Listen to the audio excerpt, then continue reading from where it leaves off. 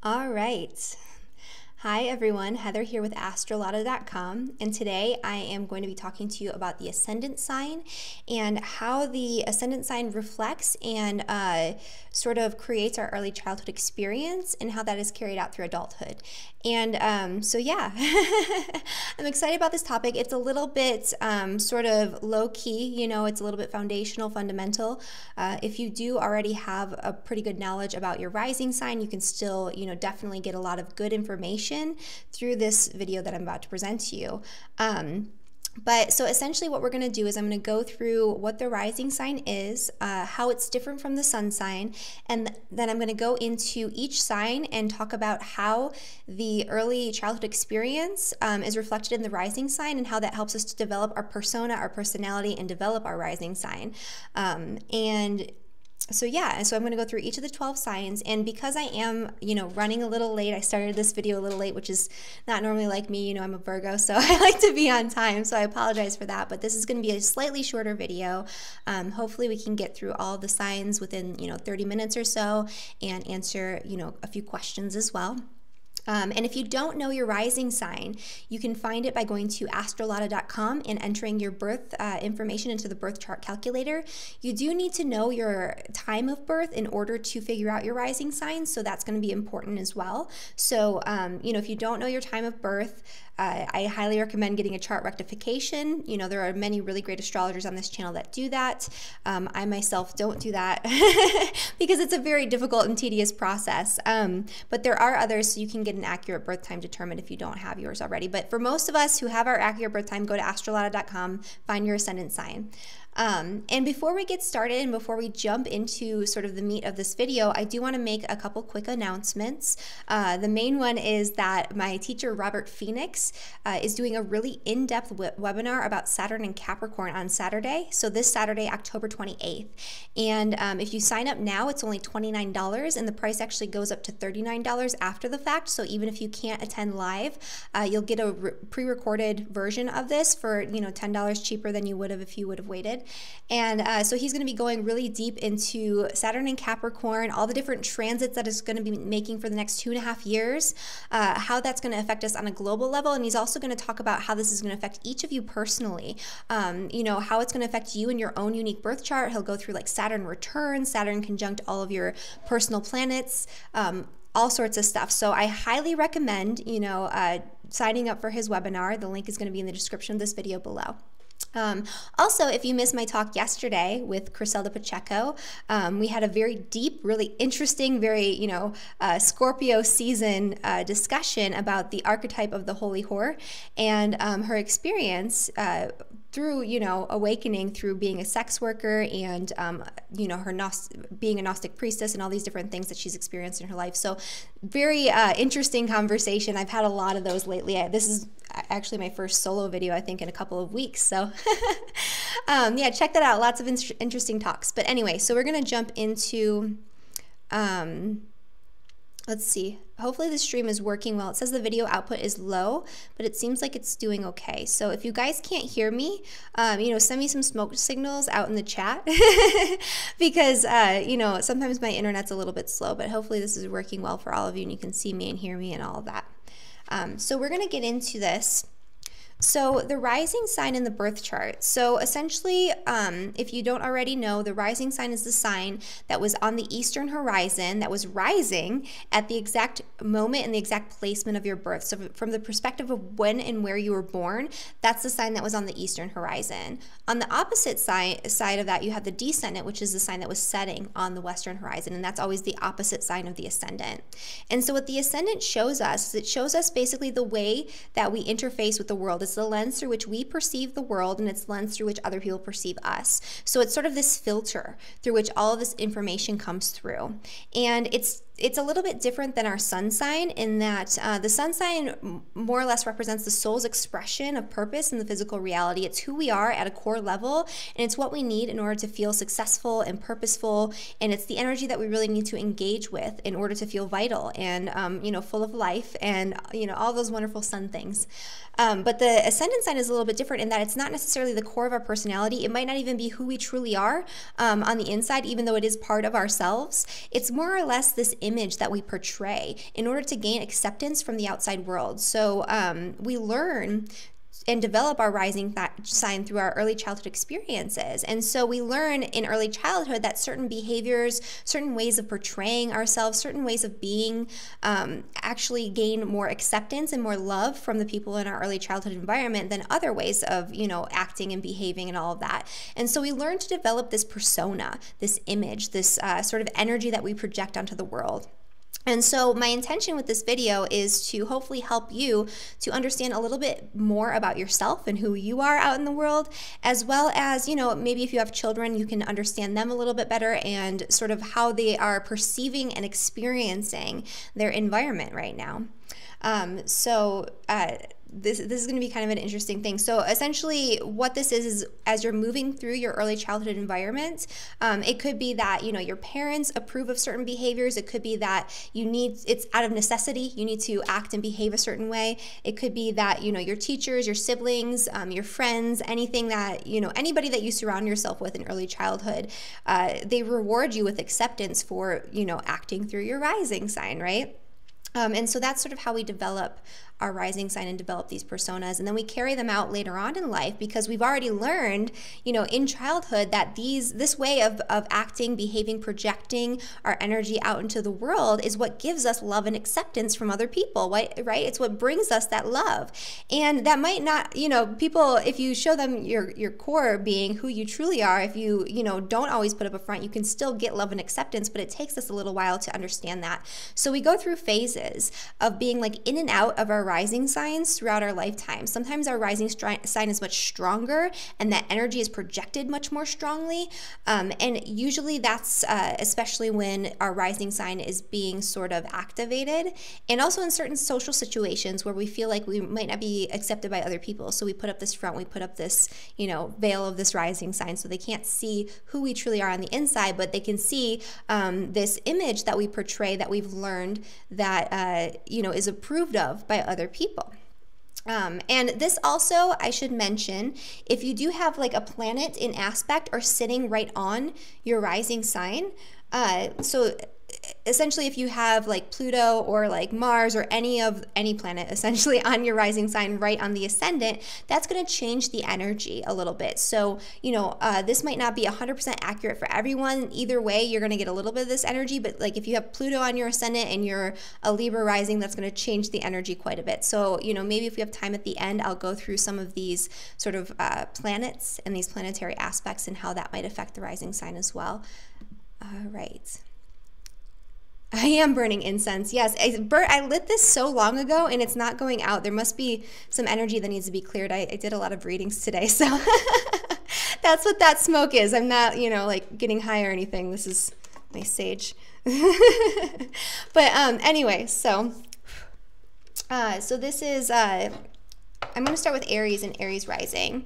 So Aries rising people, they tend to learn through their early childhood experience that they get rewarded in some sort of way for being very active, very engaging, very optimistic. They usually tend to be very quick to learn things and very impulsive children. So they're going to be the ones that are going out doing things that are adventurous, that are risky, that are dangerous. They're going to like be walking and talking and running around and a little bit hard to manage. So for any of you who have Aries rising children, that's a lot of energy. So you got to kind of provide an outlet for that.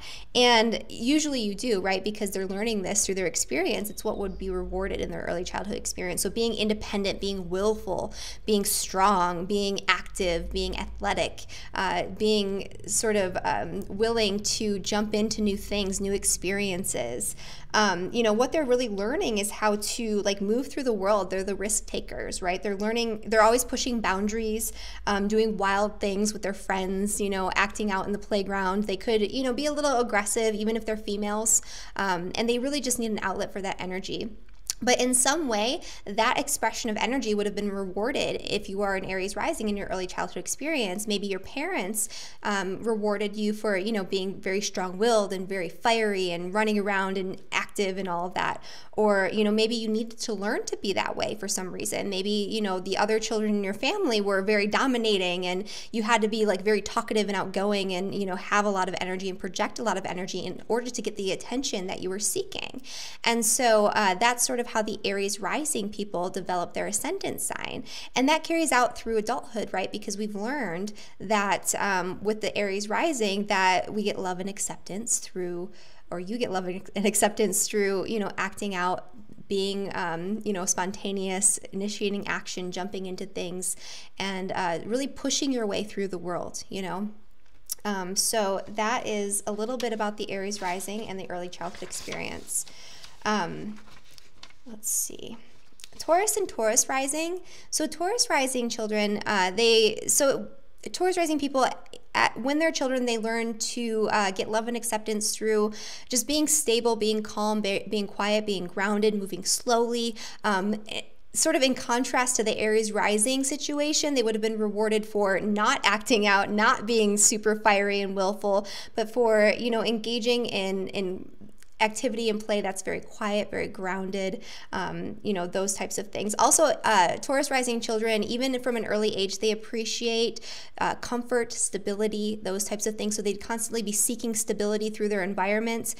They'd constantly be seeking comfort. They'd already have an appreciation for like material goods and material possessions. These are the kids that are going to be running lemonade stands and like getting paper routes and, you know, coming up with ways to do extra chores, like raking their neighbors' lawns and things like that in order to, you know, get an extra allowance, get some extra money.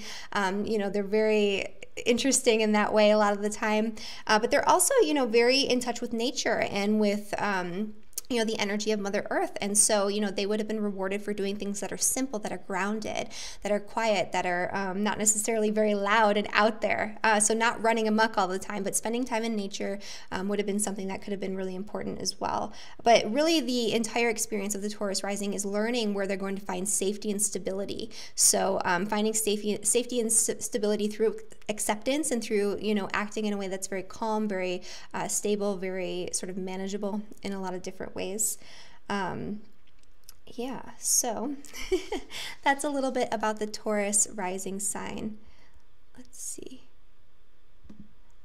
And then for Gemini and Gemini rising, this one's kind of an interesting one because Gemini rising people, they're usually very curious, very talkative, you know, very playful as children, very outgoing. They're rewarded for being very talkative. They're rewarded for being curious. They're, you know, rewarded and acknowledged and accepted for being who they need to be in different situations. So they learn that they can gain acceptance by sort of acting out of this like split personality type of thing where, you know, they're one person in one situation and then they're another person in another situation, and they learn to navigate through putting on these different hats, putting on these different images, putting on these different masks, dependent on, you know, their environment and who they're around and who they're with. And so that's how they learn. So they learn to be a little bit manipulative, but not always in a bad way, just in a way that allows them to be accepted and allows them to sort of blend with the group that they're with or blend in the situation that they're in. You know, they're very socially adept, like they understand how to engage in social situations and in different social situations. A lot of times they can sort of have, I actually have some friends with like Gemini rising that they would make up different like names and personas and pretend to be different people in different situations. Like I have a friend that would go to school at a different new school and she would pretend that she was somebody else or that she was her twin sister or something like that. So that's a thing too. So, you know, they're very clever, very curious, very playful in that sort of way. And yeah, they learn how to get what they want by being who they need to be in any situation is essentially what it is. Let's see. And then Cancer and Cancer rising. So Cancer rising people, they're very sensitive early on, and they learn that they need to sort of be more nurturing, be more empathic. It could have been that they were rewarded for, you know, taking on a more nurturing role, for being more emotionally expressive, for being more receptive, and, you know, having that sort of Cancerian, emotional, nurturing, creative vibe. The other thing is that they could have had to really learn to sort of be more empathic, to absorb and to understand other people's emotions on a deep level in order to navigate through their early childhood experience. So that's how they would have learned to sort of retain this emotional information that they get through their experience and through their environment. So they'd always be feeling their environment. They'd always be feeling the emotional vibe that was going on around them and navigating through that. And so that's a part of the reason why Cancer rising people, they're very retentive. They hold on to energy in their environment very intensely. And so, you know, it's really important to sort of separate yourself and to go inward. And even as, you know, children, these Cancer rising people, they tend to sometimes want to go off and play by themselves, be alone, because they really need to separate themselves from their environment in order to sort of come back into their own emotional space. So they're not constantly acting, reacting, projecting, absorbing all of these emotional experiences that are going on around them. And they would have had a really strong emotional intelligence even early on, and that would have been a way for them to sort of navigate their early childhood experience, and that would have been a way that they would have gotten more love, more acceptance in their early childhood environment. It could have also been, you know, they had to like nurture their siblings, or they're constantly vying for, you know, resources, safety, security, right? Because that's a Cancerian thing, love and nurturing. You know, so maybe if there were more children in the environment, they had to sort of feel it out so that way they could get what they need and get their needs met. And then Leo and Leo rising. So these are like the little performers, right? They're very dramatic and like active, and they want to be seen in the spotlight. They're like, hey, look at me, look what I'm doing. Isn't this great, you know? So, and that's, again, not always the case. There are some people who have like really strong water, right? But they'll have a fire sign, and then they'll come across, even in early childhood, as much more watery. So it really depends on the rest of the chart and if there's, you know, other planets involved in the first house or on the rising sign. But in general, Leo rising children, they're very creative, very talented. You know, they want to get praise from others, so they're very driven by praise. They're very driven by acknowledgement. And so they learn that they need to stick out, to stand out, to be something different and unique, and that, you know, their dramatic, sort of over-the-top behavior gets them attention, right? And so that's why Leo rising people later on, they're kind of projecting this image where they're very showy, very dramatic. They like to perform, they like to play, they like to be seen, they like to be recognized and acknowledged for their talents and the things that they're doing out in the world. And so yeah, being clever, being funny, like, you know, they want to feel like they're like kind of the golden child there in the spotlight. And so they learn that that's how they gain acceptance in early childhood, right? So that's kind of the Leo rising sign. Let's see.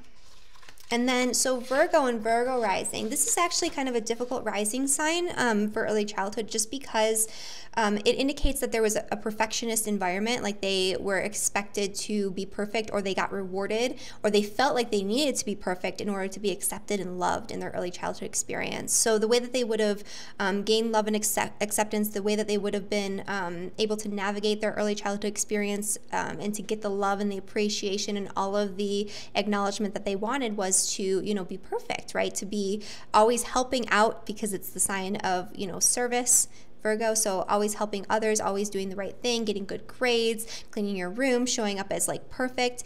And so they learn to project this image of perfection onto the world, because that's what they learned gets them acceptance and gets them love. So Virgo rising people can have a difficult time because they want to project this image out into the world that they're absolutely perfect, that they don't have any flaws, that they don't have any failures. So that causes them, you know, sometimes a little bit of distress, where they can't really show their true colors. They can't show any of their flaws. They can't show up, or they feel like they can't show up as just being human, right? And that's because there was a lot that was demanded of them early on. Or it could have been that they were vying for attention because of, you know, sibling relationships and things like that. And the only way that they could stand out, the only way they could get that attention and that acceptance was through, you know, being perfect, doing the right thing, you know, all those types of things as well.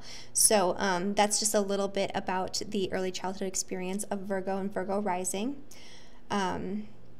Yeah, so they would learn that failure. So they would perceive failure as almost something that would make them unlovable. That's sort of the experience of the Virgo rising.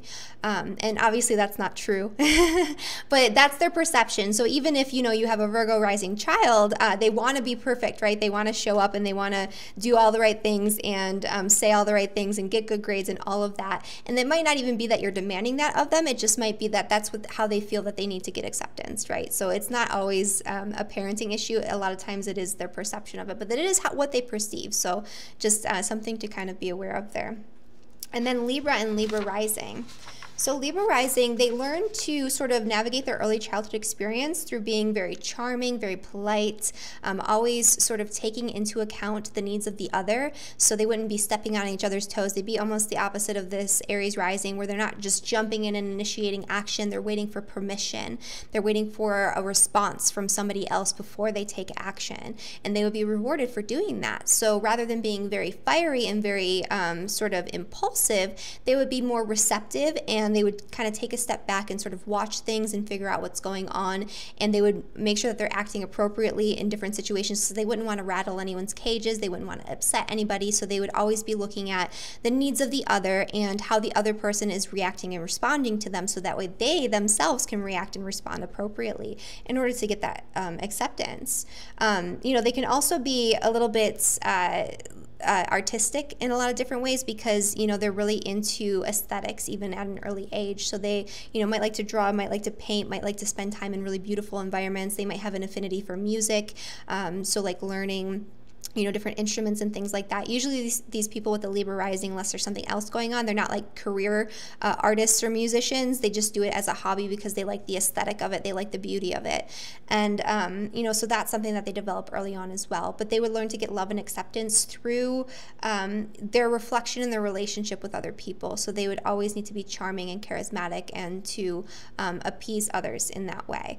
And, you know, they do have an ability to sort of bring that balance into the situation through that experience, because they can see from the perspective of the other, right? So that's how they learn to sort of navigate, and they learn to sort of create balance in the situations later on in life that they come into, by always being able to understand the needs of the other as well. So they're not always just, you know, acting on their own will. They're a lot of times acting on the other person's will. Okay. All right, and so Scorpio and Scorpio rising. This one is an interesting one. So I have a Scorpio rising sign as well. So Scorpio rising sign, they usually have a very intense experience of their early childhood environment. It doesn't necessarily mean that there was like any big major trauma or they were abused or anything like that. I mean, it could be the case. Sometimes it is, but you know, that could be the case for a lot of different signs. There are a lot of different things that cause that. But really, there was an intense experience involving power and control in their early childhood experience. So they're always kind of wanting to look to see who has the power and who has the control, even if they're not consciously aware, because obviously as a child, you're not like, who has the power? How can I take the power back, you know, like, but on a subconscious level below the surface, they're trying to feel things out. They're psychically trying to navigate the energy. They're trying to see how people are going to show up and how they're going to act and react to them. They're trying to figure them out on a psychological level so they can navigate a little bit more easily. And it might be out of necessity because the early childhood experience was very intense. Maybe there was a parent that was very demanding, very you know, aggressive, who verbally was, you know, a little bit mean or intimidating in some sort of way. And so the child had to show up to figure, you know, they had to figure out how this parent is going to act and react. How are they going to be today? What's their energy like? Who are they today? Are they this person or are they this other person? Is this like the kind father that, you know, I love to play with, or is he in a bad mood today? You know, that type of thing. Again, not always the case. It's not always that intense, but there's a very intense experience where they are really trying to figure everybody out. And so that's how they navigate through their early childhood experience, is through this really intense ability to sort of see through other people and to figure out who has the power and what's going on in different situations. And so that would carry out into adulthood. Also being very intense, very passionate, that would be rewarded in an early childhood experience as well. So being passionate, being you know, emotionally intense, and also spending time in solitude as well. So not always oversharing or sharing all of you know, your thoughts, your feelings, and all of that with the adults around you, because it could have been that there was an experience where you shared your feelings, you shared your thoughts, and that was rejected in some sort of way. So you learn to keep things inside, and you learn to put up this like sort of tough front so other people can't see what's going on the inside. And so, you know, that's a part of the Scorpio early childhood experience, and that carries over into, you know, adulthood.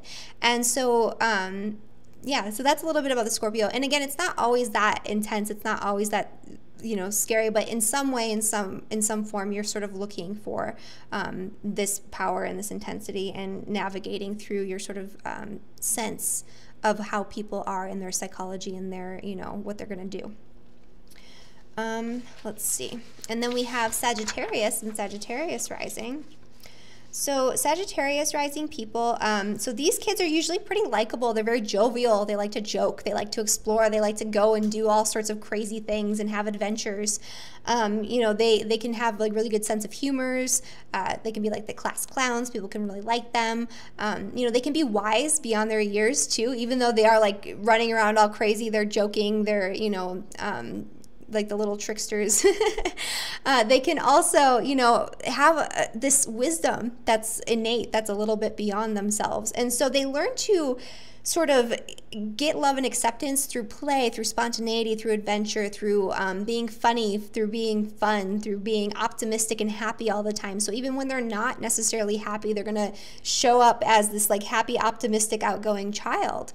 And because that's how they learn to get acceptance, right? So they got acceptance through their adventurousness, through their curiosity, through, you know, maybe the parents always wanted them to go play outside. Go play with your friends outside, go climb trees, something like that.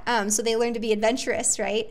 So, so yeah, they learn that through this sort of projection of this jovial, optimistic, happy sort of persona. They get love and acceptance, and so that carries out through adulthood as well. And then through, let's see, Capricorn and Capricorn rising. So for Capricorn rising, this can be a little bit of a difficult rising sign. A lot of the earth signs are for some reason. Taurus, maybe not as much, but you know, Capricorn is one of those, because what this usually indicates is that the child had an experience where they had to take on additional responsibility in childhood. Not always the case, but sometimes, you know, it could have been that the parent worked a lot, so they had to take on a lot of responsibility for the chores and the housework. Maybe they, you know, took care of their brothers and sisters.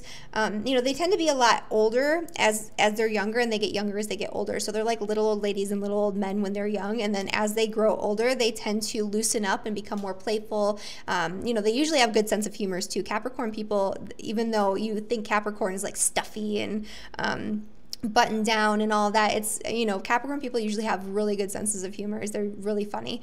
And so, you know, that would have been something with the early childhood experience as well that they would have been rewarded for, is their sense of humor, even through, you know, having to take on all this responsibility.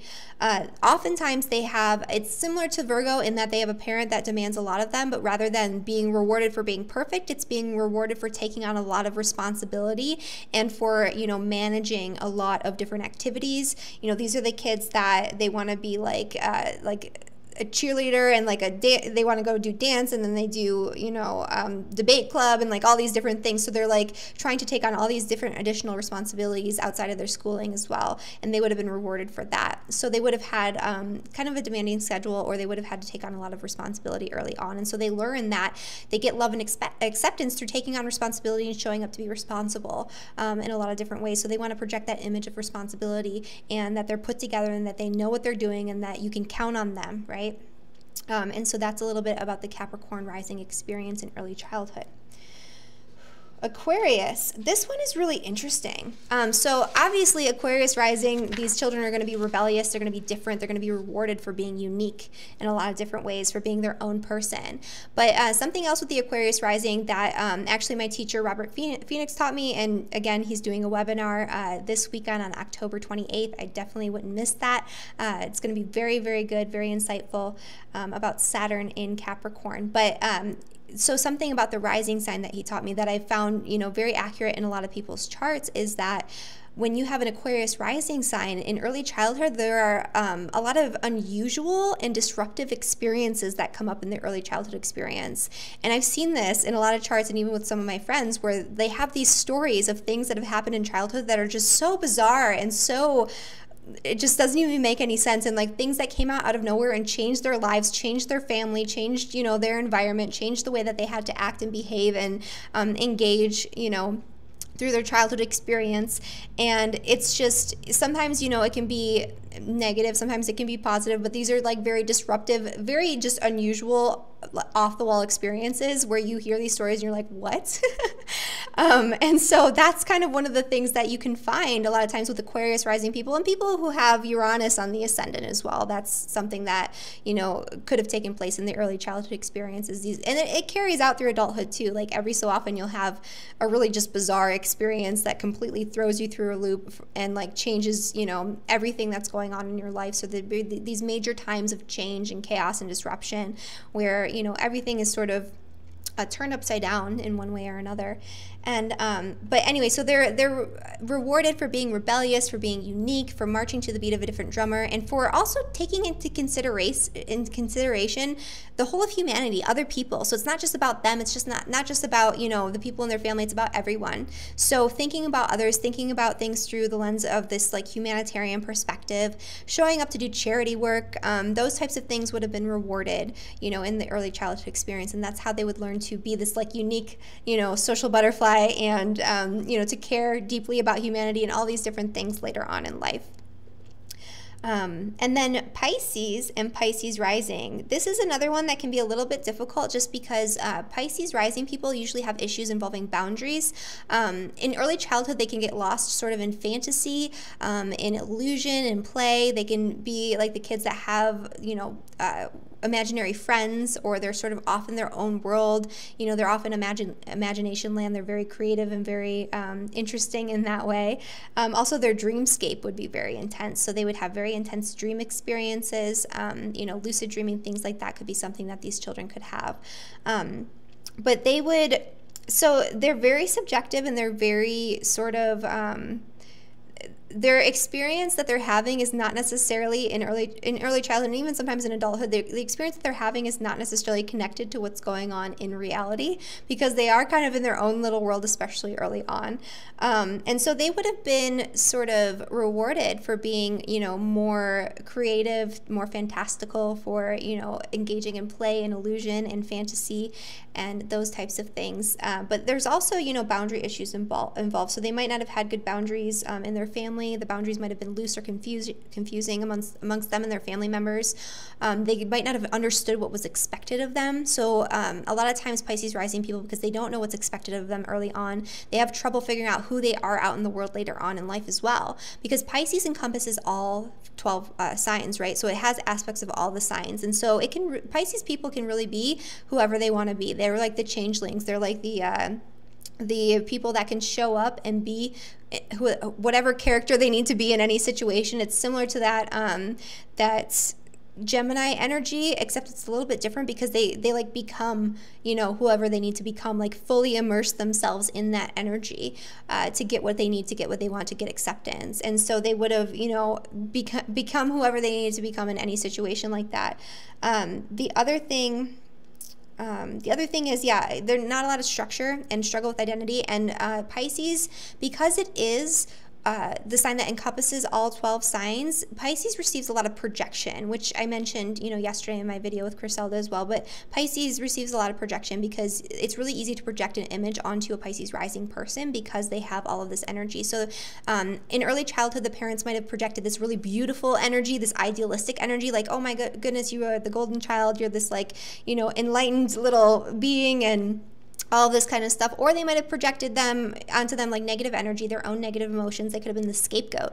And so that's another thing to understand about the Pisces, is that they have trouble figuring out who they are and what they are out in the world because of these projections and these images that people are portraying and sort of putting on them.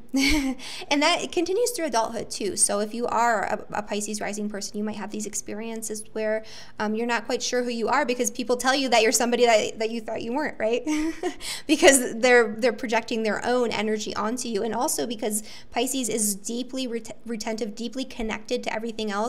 Pisces rising children would have a difficult time sort of separating themselves from the energy of others. So they'd hold on to the energy of other people really intensely, but they'd also be deeply empathic, deeply compassionate, and deeply loving little children. And so, you know, that could be something that was nurtured in the early childhood environment as well. This loving, this idealistic, this compassionate nature, and this deep empathy, and this ability to really sort of understand people and understand their situations on an energetic level, not just a surface level. And so that's a little bit about the Pisces and the Pisces rising. So that is all 12 signs here. Okay, so I'm going to answer. Do you guys have any questions? Okay, so we have, yeah. Oh, hi, Marina. I haven't been on a live video in a while either. Let's see. Yeah, Moon and Pisces people, not quite the same. You know, it could be something else in your chart that's having you show up and get this like sort of projection onto you. You know, Pisces Moon people, they're just deeply intuitive, deeply empathic. They can be, you know, pretty psychic as well, that type of thing. But it's not necessarily the same thing as having a Pisces rising, because your moon is more of your internal nature.